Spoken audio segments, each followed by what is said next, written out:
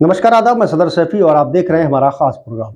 झारखंड के मुख्यमंत्री हेमंत सोरेन को मनी लॉन्ड्रिंग मामले में प्रवर्तन निदेशालय ईडी ने बुधवार रात को गिरफ्तार कर लिया। हेमंत की गिरफ्तारी को लेकर चले घटनाक्रम पर विपक्षी दलों के कई मौजूदा और पूर्व मुख्यमंत्रियों की नजरें होंगी, क्योंकि कई ऐसे मुख्यमंत्री और पूर्व मुख्यमंत्री हैं जो फिलहाल केंद्रीय जांच एजेंसी का सामना भी करते नजर आ रहे हैं।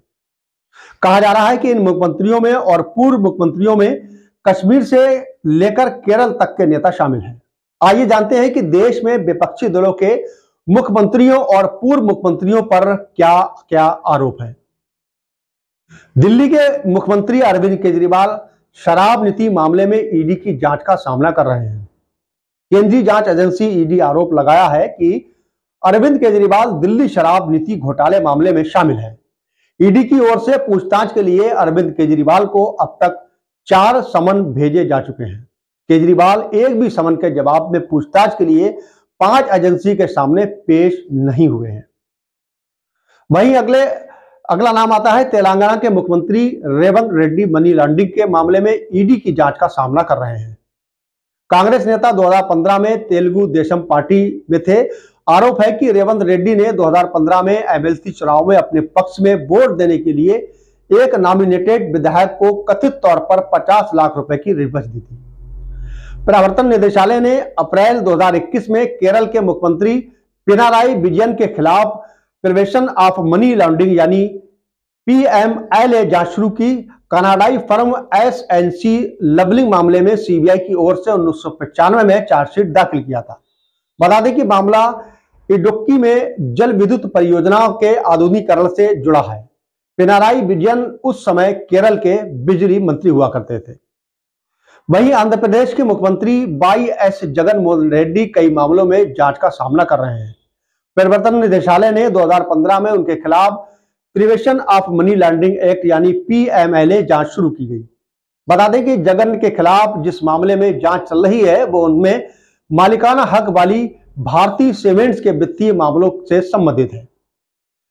वहीं छत्तीसगढ़ के पूर्व मुख्यमंत्री भूपेश बघेल अपनी सरकार के दौरान कोला परिवहन, शराब की दुकानों के संचालन और महादेव गेमिंग ऐप में अनियमितताओं से संबंधित कथित मनी लॉन्ड्रिंग में कम से कम 3 मामलों में ईडी की जांच का सामना भी कर रहे हैं। के अलावा बिहार के पूर्व मुख्यमंत्री लालू प्रसाद यादव, उनकी पत्नी राबड़ी देवी और बेटे तेजस्वी यादव कथित आईआरसीटीसी घोटाले और नौकरी के बदले जमीन मामले में मुख्य आरोपी हैं। मामला रेल मंत्री के रूप में लालू यादव की ओर से आरसीटीसी के 2 होटलों के रखरखाव के लिए किराए पर ली गई कंपनी को कथित लाभ देने से संबंधित है। वहीं नौकरी के बदले जमीन मामले के तहत लालू प्रसाद पर रेलवे में नौकरी के बदले प्लाट देने का भी आरोप है। मानेसर भूमि सौदा मामला और एसोसिएट जर्नलिस्ट लिमिटेड को पंचकुला में भूमि आवंटित मामले में हरियाणा के पूर्व मुख्यमंत्री भूपेंद्र सिंह हुड्डा के खिलाफ ईडी जांच पड़ताल कर रही है। ईडी पहले से ही एजेएल मामले में हुड्डा और सीनियर कांग्रेस नेता मोतीलाल वोरा के खिलाफ शिकायत दर्ज कर चुकी है। वहीं राजस्थान एम्बुलेंस घोटाले मामले में राजस्थान के पूर्व CM Ashok Gehlot, deputy CM Sachin Pilot सहित कांग्रेस सांसद कीर्ति चिदम्बरम का नाम भी शामिल है। 2015 में दर्ज किया गया यह मामला 2010 में फर्जी तरीके से चिकित्सा हेल्थ केयर को 108 एम्बुलेंस सेवा चलाने के टेंडर से जुड़ा है।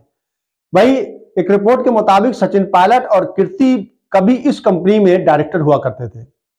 वहीं यूपी के समाजवादी पार्टी चीफ और उत्तर प्रदेश के पूर्व मुख्यमंत्री अखिलेश यादव ईडी और सीबीआई दोनों केंद्रीय जांच एजेंसियों का सामना कर रहे हैं। मामला गोमती रिवर फ्रंट प्रोजेक्ट के साथ साथ खनन ठेकों में कथित अनियमितताओं से संबंधित भी है।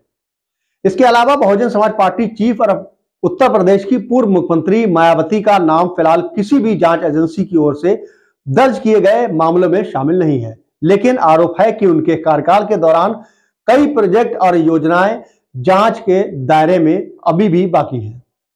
इसके अलावा जम्मू कश्मीर क्रिकेट एसोसिएशन से जुड़े घोटाले में प्रवर्तन निदेशालय ईडी ने जम्मू कश्मीर के पूर्व सीएम फारूक अब्दुल्ला के खिलाफ साल 2022 में चार्जशीट दाखिल की थी।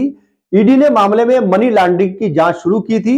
आरोप है कि जेकेसीए को गलत ढंग से नुकसान दिखाया गया था। फारूक अब्दुल्ला के बेटे और जम्मू कश्मीर के पूर्व सीएम उमर अब्दुल्ला ईडी की जांच का सामना कर रहे हैं। ईडी ने 2022 में जम्मू कश्मीर बैंक के वित्तीय मामलों और उसके डायरेक्टर्स की नियुक्ति से संबंधित मनी लॉन्ड्रिंग जांच के सिलसिले में उमर से पूछताछ भी की थी। वहीं जम्मू कश्मीर की पूर्व मुख्यमंत्री महबूबा मुफ्ती भी ईडी की जांच का सामना कर रही हैं। मामला जम्मू कश्मीर बैंक से जुड़ा है। वहीं एक रिपोर्ट के मुताबिक मामले में छापेमारी के दौरान ईडी ने 2 डायरी जब्त की थी, जिसमें मुफ्ती परिवार को किए गए कथित भुगतान का जिक्र भी किया गया है। इसके अलावा अरुणाचल प्रदेश के मुख्यमंत्री नबाम तुकी ईडी की जांच का सामना कर रहे हैं। दरअसल जुलाई 2019 में सीबीआई ने भ्रष्टाचार के आरोप में तुकी के खिलाफ मामला दर्ज किया था। सीबीआई की एफआईआर के आधार पर ईडी ने मनी लॉन्ड्रिंग का मामला दर्ज किया था।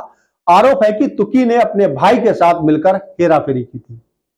भ्रष्टाचार के एक मामले में सीबीआई ने नवंबर 2019 में पूर्व मुख्यमंत्री ओकराम एबोबी सिंह के ठिकानों पर भी छापेमारी की थी। दरअसल मणिपुर डेवलपमेंट सोसाइटी में 332 करोड़ रुपए की हेराफेरी का मामला सामने आया था।